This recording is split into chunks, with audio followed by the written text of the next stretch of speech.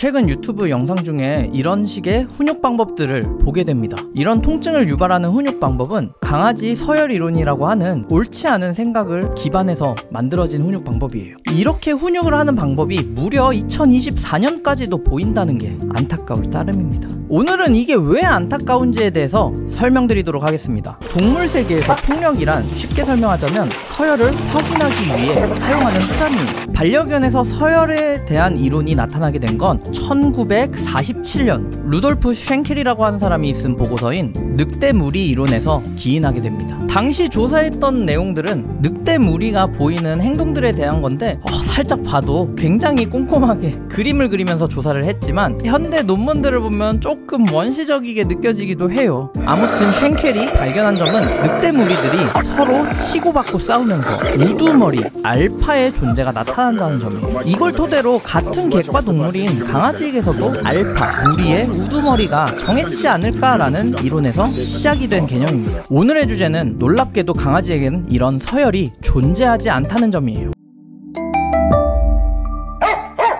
안녕하세요, 수의사 한명균입니다. 이러한 늑대 무리 이론 왜 틀렸는지 설명드리겠습니다. 늑대 무리 이론이 나오고 수십 년이 지난 1999년, 이것만 해도 실은 25년 전이에요. 데이비드 미치라고 하는 생물학자는 야생의 늑대들의 모습을 관찰을 해봤습니다. 알고 보니 늑대들은 핵가족을 꾸리면서 산다는 걸 발견했습니다. 아빠, 엄마, 애기들 이렇게 소규모로 산다는 점이에요. 그래서 늑대는 무리를 짓지 않는다, 도로 알파가 존재하지 않는다는 이론이에요. 그 근거를 기반으로 야, 생각해보니 늑대 무리 이론 그거 뻥 아니야? 라는 생각이 시작되게 된 거죠. 또 다른 한 가지는 무려 1500년 전부터 강아지들은 늑대와 다른 길을 선택하게 됩니다. 바로 사람과 공존하게 되었다는 거죠. 이 15,000년의 기간 동안 강아지들이 계속 늑대의 피를 가지고 있다, 늑대의 특성을 보일 것이다, 이거는 실은 옳지 않은 생각 같아요. 그래서 이 두 가지 근거로 반려견은 사람과 관계를 맺을 때 서열을 따지지 않는다가 정설로 받아들여지고 있어요. 가족관계에서 강아지에게 서열이란 존재하지 않습니다. 그러니까 아이들 때리지 마세요.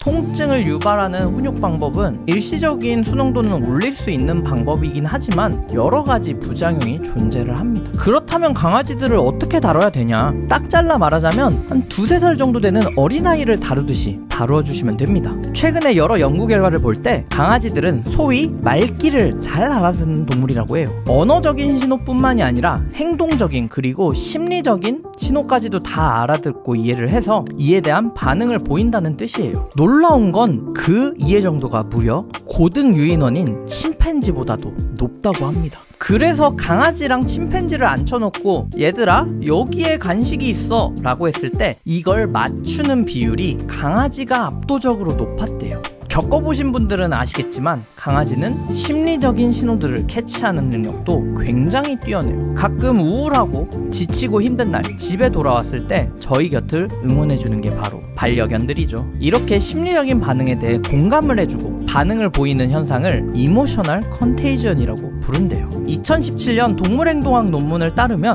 아이들과 강아지 그리고 침팬지를 비교를 해봤는데 강아지들은 어린아이 수준의 사회적인 지능을 가지고 있다는 게 밝혀졌고, 캐나다의 스탠리 교수와 같은 경우는 강아지들이 3세 이하 정도의 아이의 지능 수준을 가지고 있다라고 말하고 있습니다. 결과를 보자면 강아지들은 다 알아듣더라. 오늘의 결론입니다. 아무리 아이가 말을 안 듣고 화가 나시더라도 때리지는 마세요. 오늘의 영상을 보신 여러분들은 반려견을 위해 더 좋은 선택을 하시길 바랍니다.